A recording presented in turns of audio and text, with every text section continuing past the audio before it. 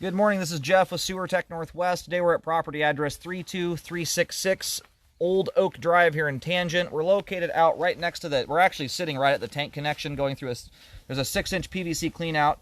Just down into it, you have the tie-in from, it looks like 4-inch pipe as best I can tell. I don't get a great view of it. But we're going to check the overall condition and serviceability of the sanitary sewer line. I do have water currently running. If you see at any point a yellow string dangling around, I had to use a string to bend the camera to get into the line, so that's all that is.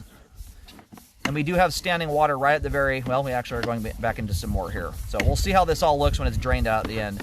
I've only got a sink running on a light trickle right now, so the standing water you're looking at there it's pretty much what it's going to look like when it's all drained out.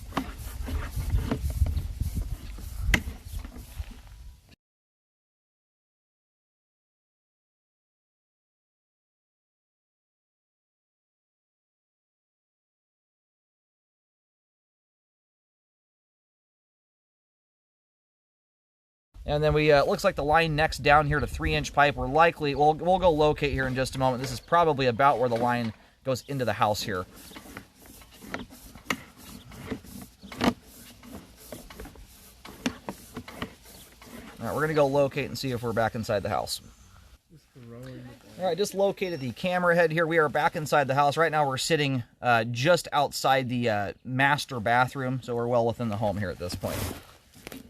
We're going to start pulling back. Line's all drained. Again, that orange thing is the string on my camera.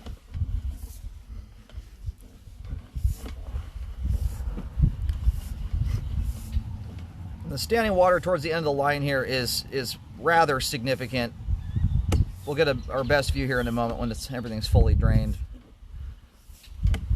But where I start considering or thinking about repairs on plastic pipe, it's once there's around an inch of water for at least a 5 to 10 foot section with buildup. There's quite a lot of grease buildup. The line needs to be degreased. All that stuff you see in there is grease buildup. So repair or no repair, at least get the line cleaned out. And if the tank hasn't been pumped yet, it's ideal to do that before you pump the tank. That way you're not blasting a whole bunch of grease into a nice clean septic tank.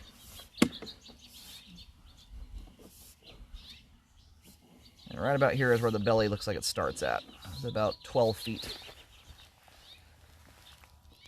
All right, just located here, this is, you're basically straight out from the front left corner of the house here. We're at 2 feet 10 inches deep. That's marked with a big white X. But when we were going through here earlier, before we stirred all the sediment up, I could tell you've got around 3 to 4 inches of standing water. I don't know if the pipe is completely full, but it gets very, very close to it.